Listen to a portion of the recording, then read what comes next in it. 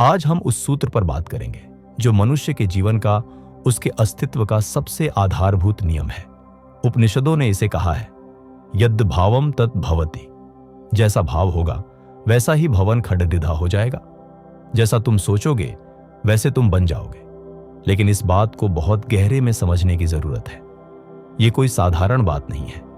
ये कोई बाजार में बिकने वाली सकारात्मक सोच या पॉजिटिव थिंकिंग की किताब नहीं है।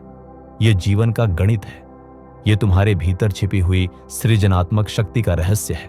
ओशो कहते हैं, तुम्हें कभी ख्याल आया, तुम जो भी हो, जैसे भी हो, दुखी हो, सुखी हो, चिंतित हो या शांत हो, यह सब तुम्हारा ही किया धरा है। तुमने ही इसे चुना है। तुम कहोगे, नहीं ओशो, मैं दुख क्यों चुनूंगा? मैं तो सुख चाहता हूं, मैं तो शांति चाहता हूं। मैं तुमसे कहता हूं, तुम चाहते तो सुख हो, लेकिन तुम्हारी सोच, तुम्हारा ढांचा, तुम्हारी पूरी की पूरी मशीनरी दुख को पैदा करने वाली है। तुम बबूल का बीज बोते हो और आशा करते हो कि आम लगेंगे, और जब कांटे लगते हैं तो तुम रोते हो, तुम शिकायत करते हो, तुम आकाश की तरफ देखकर कहते हो कि परमात्मा मेरे साथ अन्याय कर रहा है। परमात्मा का इससे कोई लेना देना नहीं है। परमात्मा ने तुम्हें एक बहुत बड़ी स्वतंत्रता दी है, और वह स्वतंत्रता है अपने स्वयं के निर्माण की। तुम अपने शिल्पकार हो। तुम अपनी छेनी और हथौड़ी वर्गी लेकर खुद को गर रहे हो। हर पल, हर विचार एक चोट है। मनुष्य का मन एक कल्प वृक्ष है। तुम्हें पता है कल्प वृक्ष क्या है? स्वर्ग में एक ऐसा वृक्ष है जिसके नीचे बैठकर तुम जो भी सोचो वह तत्काल पूरा हो जाता है। वहां देर नहीं है। यहां पृथ्वी पर थोड़ा समय लगता है, क्योंकि यहां पदार्थ भारी है, मैटर डेंस है, लेकिन नियम वही है।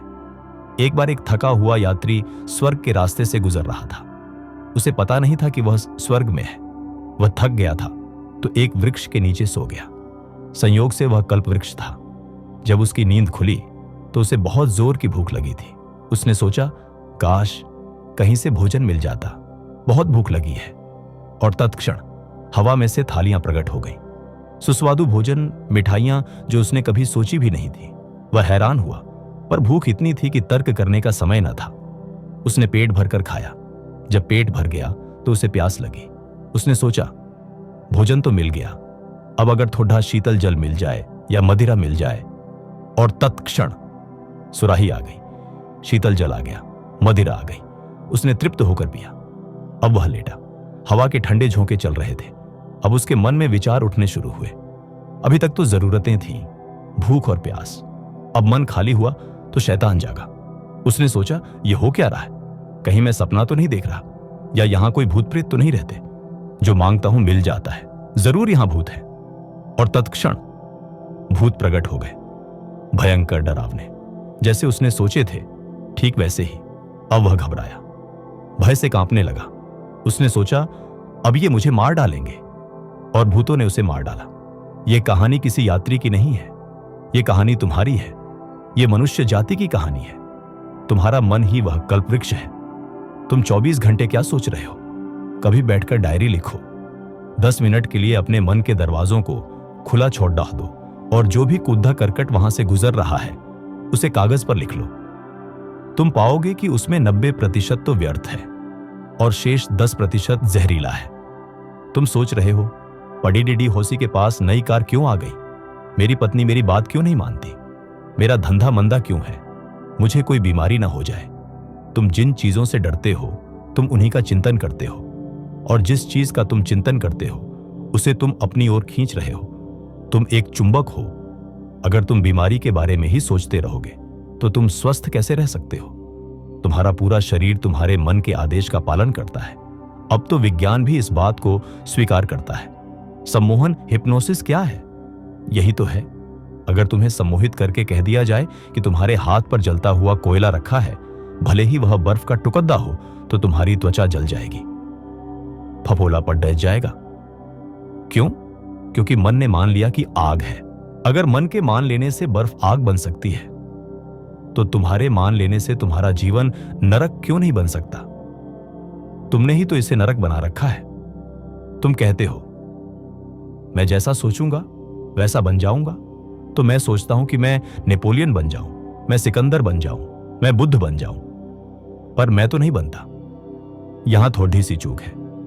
जब मैं कहता हूं सोचोगे, तो मेरा मतलब तुम्हारे ऊपर ऊपर के विचारों से नहीं है, तुम्हारे सतही विचारों से कुछ नहीं होता। तुम ऊपर से सोचते हो मैं अमीर बन जाऊं, लेकिन तुम्हारे भीतर, तुम्हारे अचेतन मन में, तुम्हारे सबकॉन्शियस में एक गहरी धारणा बैठी है कि मैं गरीब हूं, मैं नाकाबिल हूं, धन कमाना मुश्किल है। परिणाम वह नहीं आता जो तुम ऊपर से सोचते हो, परिणाम वह आता है जो तुम भीतर से हो। तुम्हारी जड्ढें जहां हैं, फल वहीं लगेंगे। तुम ऊपर ऊपर से प्लास्टिक के फूल चिपका लो, उससे खुशबू नहीं आएगी। मुल्ला नसरुद्दीन के जीवन में एक घटना घटी। मुल्ला बीमार पड़ा। हकीम आया। हकीम ने कहा, मुल्ला, तुम्हारी हालत खराब है, तुम्हें यह दवाई लेनी होगी, लेकिन परहेज बहुत जरूरी है। मुल्ला ने पूछा, क्या परहेज है? हकीम ने कहा, जब तुम यह दवाई खाओ तो बंदर का ख्याल मत करना। अगर बंदर का ख्याल आया तो दवाई जहर बन जाएगी। मुल्ला हंसा। उसने कहा, आप भी क्या बात करते हैं हकीम साहब? मुझे आज तक 60 साल की उम्र में कभी बंदर का ख्याल नहीं आया। मैं बंदर का ख्याल क्यों करूंगा? हकीम ने कहा, बस मैंने चेतावनी दे दी, अब तुम जानो। हकीम चला गया। मुल्ला ने दवाई की पुद्दिया हाथ में ली और तत्क्षण उसे बंदर दिखाई दिया। उसने आंखें बंद की तो बंदर, आंखें खोली तो बंदर। वह छत की तरफ देखे तो बंदर लटक रहे हैं, वह बाहर देखे तो बंदरों की फौज खद्दी है। मुल्ला पसीना पसीना हो गया। उसने दवाई फेंक दी। उसने कहा, यह आदमी हकीम है कि जादूगर? पहले कभी बंदर नहीं आए, आज पूरा घर बंदरों से भर गया है। मन का स्वभाव है विपरीत को पकड़ दखना। अगर तुम सोचोगे कि मुझे दुखी नहीं होना है, तो तुम दुखी ही होगे, क्योंकि दुख शब्द तुम्हारे केंद्र में है। जब तुम कहते हो मुझे गुस्सा नहीं करना है, तो तुम्हारा पूरा ध्यान गुस्से पर है, और जिस चीज पर ध्यान होता है वह ऊर्जा पाती है। ध्यान भोजन है, तो फिर उपाय क्या है? कैसे इस मन के कल्पवृक्ष का सही उपयोग हो? सबसे पहले नकारात्मकता को सहारा देना बंद करो। तुम दूसरों की निंदा में, आलोचना में, ईर्ष्या में अपनी ऊर्जा मत गंवाओ। तुम जैसा दूसरों के बारे में सोचते हो, वैसा ही तुम अपने भीतर बीज बो रहे हो। अगर तुम सोचते हो कि सारी दुनिया चोर है, तो तुम धीरे धीरे पाओगे कि तुम भी चोरी करने में कुशल होते जा रहे हो, क्योंकि दुनिया तो दर्पण है, यह जगत एक गूंज है। तुम गाली दोगे, गाली लौट कर आएगी। तुम फूल फेंकोगे, फूल लौट कर आएंगे। एक सूफी फकीर हुआ, बायजीद। वह एक गांव से गुजर रहा था। गांव के लोगों ने उसे बहुत गालियां दी, पत्थर मारे। उसके शिष्यों को बहुत क्रोध आया। उन्होंने कहा, हम इस गांव को जला देंगे, ये लोग दुष्ट हैं। बायजीद हंसा। उसने भगवान से प्रार्थना की, हे प्रभु, इन लोगों को और सुख देना, इन्हें और समृद्धि देना। शिष्य हैरान हुए। उन्होंने कहा, आप पागल हो गए हैं, वे पत्थर मार रहे हैं और आप उनके लिए सुख मांग रहे हैं। बायजीद ने कहा, जो मेरे पास है मैं वही तो बांट सकता हूं। मेरे पास प्रेम है, मैंने प्रेम दिया। उनके पास पत्थर थे, उन्होंने पत्थर दिए। जिसके पास जो होगा वही तो देगा। तुम क्या बांट रहे हो? तुम जो बांट रहे हो वही तुम्हारे पास बढ़ता जाएगा। यह आर्थिक नियम नहीं है, यह आध्यात्मिक नियम है। अगर तुम ज्ञान बांटोगे, ज्ञान बढ़ेगा। अगर तुम प्रेम बांटोगे, प्रेम बढ़ेगा। अगर तुम नफरत बांटोगे, नफरत तुम्हें खा जाएगी। जैसा सोचोगे, लेकिन सोचने से भी गहरा एक तल है, भाव, फीलिंग। तुम्हारी इंटेलेक्ट, तुम्हारी बुद्धि बहुत छोटी है, तुम्हारा हृदय बहुत बड़ा है। जब कोई विचार तुम्हारे हृदय में उतर जाता है, जब वह तुम्हारी धड़ ढिचकन बन जाता है, तब क्रांति घटित होती है। अगर तुम सच में बदलना चाहते हो, तो अपने होने के ढंग को बदलो। अभिनय मत करो। लोग अभिनय कर रहे हैं। कोई मुस्कुरा रहा है, लेकिन भीतर रो रहा है। यह मुस्कुराहट झूठी है, और अस्तित्व को धोखा नहीं दिया जा सकता। अस्तित्व तुम्हारे चेहरे को नहीं देखता, तुम्हारे हृदय को देखता है। एक बात और समझ लो, समाज ने, तुम्हारे पंडितों ने, पुरोहितों ने तुम्हें बचपन से सिखाया है कि तुम पापी हो। हर धर्म कह रहा है तुम पापी हो, तुम्हें सुधारने की जरूरत है, तुम्हें पश्चाताप करने की जरूरत है। ये सबसे बड़े अपराधी हैं। इन्होंने तुम्हारे भीतर हीनता की ग्रंथि, इंफीरियोरिटी कॉम्प्लेक्स पैदा कर दिया है। और क्योंकि तुम सोचते हो कि तुम पापी हो, तुम पापी बने रहते हो। मैं तुमसे कहता हूं, तुम ईश्वर हो। अहम ब्रह्मास्मि। कभी सुबह उठकर दर्पण के सामने खड्डे हो जाओ और अपनी आंखों में आंखें डालकर देखो और अपने आप को याद दिलाओ, मैं परमात्मा का रूप हूं। मेरे भीतर वही ऊर्जा नाच रही है जो तारों में नाच रही है, जो फूलों में खिल रही है। इस विचार को, इस भाव को अपने रोए रोए में उतर जाने दो। तुम देखोगे तुम्हारी चाल बदल जाएगी, तुम्हारी दृष्टि बदल जाएगी। जब तुम खुद को परमात्मा मानोगे तो तुम किसी के साथ बेईमानी नहीं कर सकोगे। परमात्मा कहीं चोरी करता है? परमात्मा कहीं झूठ बोलता है? तुम्हारे सारे पाप अपने आप गिर जाएंगे जैसे सूखे पत्ते गिर जाते हैं। तुम्हें उन्हें छोड़ना नहीं पड़ेगा। समस्या यह है कि तुम अपनी शक्तियों से परिचित नहीं हो।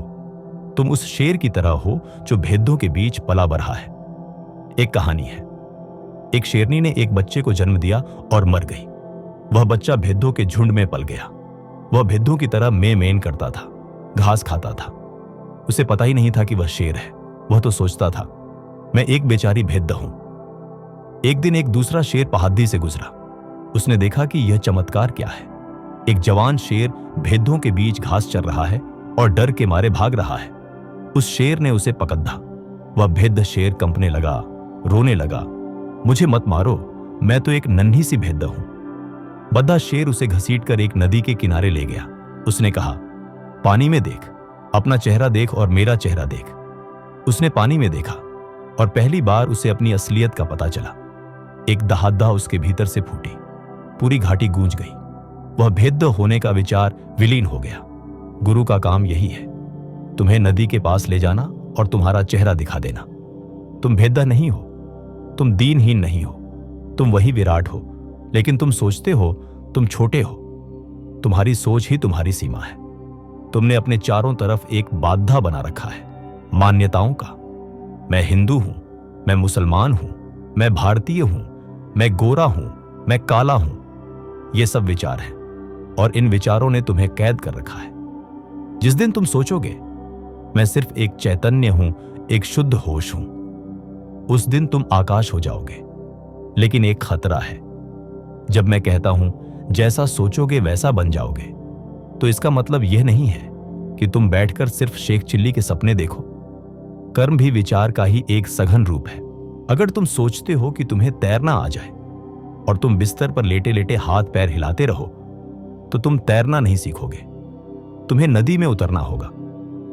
लेकिन नदी में उतरने से पहले यह विश्वास, यह विचार जरूरी है कि मैं तैर सकता हूं। अगर तुम सोचते हो मैं डूब जाऊंगा, तो तुम उथले पानी में भी डूब जाओगे। मन एक यंत्र है, इसका मालिक बनो। अभी तुम गुलाम हो। अभी मन तुम्हें जिधर ले जाता है तुम उधर चले जाते हो।